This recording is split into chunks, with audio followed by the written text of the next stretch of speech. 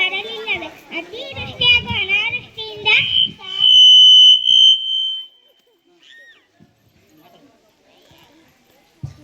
ಏ ಮಾನವ, ನಿನಗಿನ್ನೂ ಬುದ್ಧಿ ಬರಲಿಲ್ಲವೇ? ಅತಿವೃಷ್ಟಿ ಹಾಗೂ ಅನಾವೃಷ್ಟಿಯಿಂದ ನೋವುಗಳು ಸಂಭವಿಸಿವೆ. ಏ ಮಾನವ, ನಿನಗಿನ್ನೂ ಬುದ್ಧಿ ಬರಲಿಲ್ಲವೇ? ಅತಿವೃಷ್ಟಿ ಹಾಗೂ ಅನಾವೃಷ್ಟಿಯಿಂದ ನೋವುಗಳು ಸಂಭವಿಸಿವೆ. ಆದರೂ ಕಾಡಿನ ನಾಶಕ್ಕೆ ಮುಂದಾಗಿರುವೆಲ್ಲ. ಅವಿವೇಕಿ, ಅಂಜುಬುರ್ಕ ಪ್ರಾಣಿಯೇ, ನೀನು ಮಾನವನನ್ನು ಅವಿವೇಕಿ ಅನ್ನುವೆಯ? ನಮ್ಮ ಬುದ್ಧಿವಂತಿಕೆ ನಿನಗೇನು ಗೊತ್ತು? ಹೇಳಪ್ಪ ನಿನ್ನ ಜಾಣತನವನ್ನು, ನಾವು ಸ್ವಲ್ಪ ತಿಳಿಯುತ್ತೇವೆ. ಆಕಾಶದಲ್ಲಿ ಹಾರುವ ವಿಮಾನ, ನೀರಿನ ಮೇಲೆ ಚಲಿಸುವ ದೋಣಿ, ಇದಿಷ್ಟು ಸಾಕಲ್ಲವೇ ನಮ್ಮ ಬುದ್ಧಿವಂತಿಕೆ?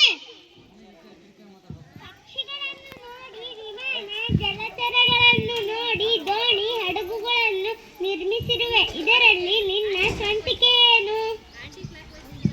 ಸುಂದರವಾಗಿ ಕಾಣಲು ಉಡುಗೆ ತೊಡುಗೆಗಳನ್ನು ಸೃಷ್ಟಿಸಿದ್ದೇವೆ. ನಿಮಗಿದು ತಿಳಿಯದೆ? ಮೊದಲಿಗೆ ನಮ್ಮ ಚರ್ಮವನ್ನು ಧರಿಸುತ್ತಿದ್ದುದನ್ನು ನೆನಪಿಸಿಕೊ. ನಿಮ್ಮ ಬಟ್ಟೆಯಲ್ಲೇನು ವಿಶೇಷ? ಪ್ರಾಣಿ ಪಕ್ಷಿ ಕೀಟಗಳ ಮೈಬಣ್ಣಕ್ಕೆ ಮನಸೋತು ನಮ್ಮಂತೆ ಸುಂದರವಾಗಿ ಕಾಣಲು ಬಟ್ಟೆಗಳನ್ನು ಸಿದ್ಧಪಡಿಸಿರುವೆ. ಸಹಜ ಸೌಂದರ್ಯ ನಮ್ಮದು, ತಿಳಿಯಿತೆ?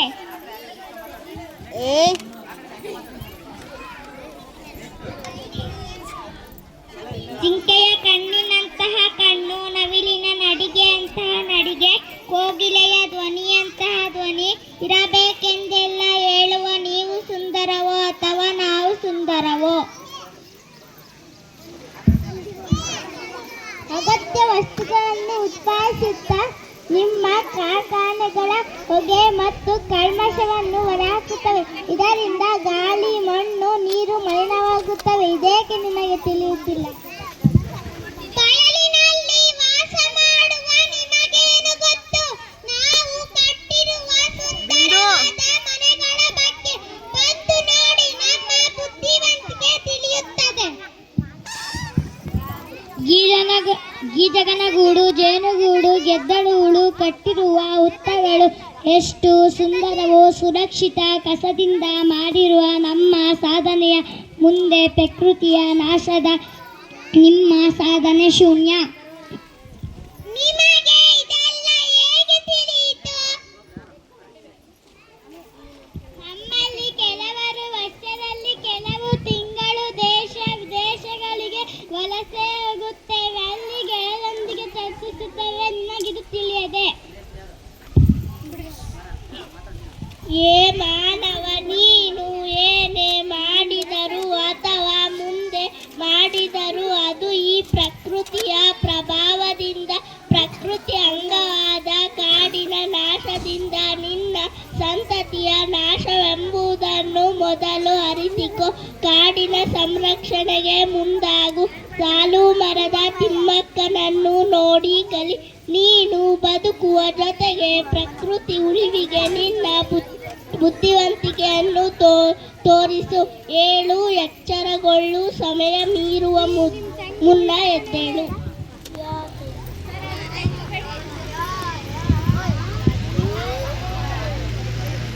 ರಾಜು, ಏಳು, ಶಾಲೆಗೆ ತಡವಾಗುತ್ತದೆ. ಅಮ್ಮ, ಅಮ್ಮ,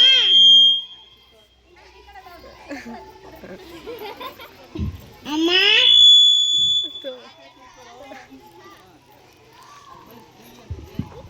ಅಮ್ಮ,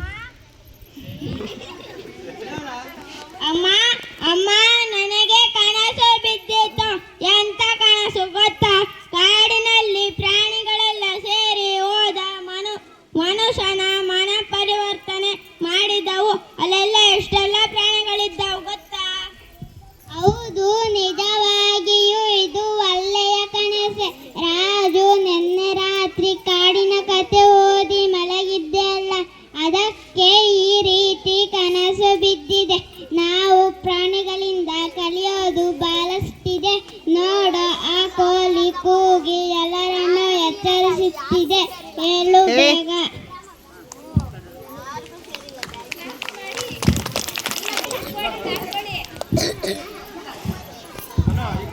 ವಿದ್ಯಾರ್ಥಿಗಳಿಗೆ ಚಪ್ಪಾಳೆ.